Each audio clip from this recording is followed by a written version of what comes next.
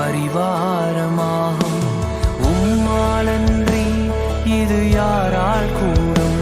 பெரும் கோலும் கையும் இரு பரிவாரமாகும். உம்மாலன்றி இது யாரால் கூடும்?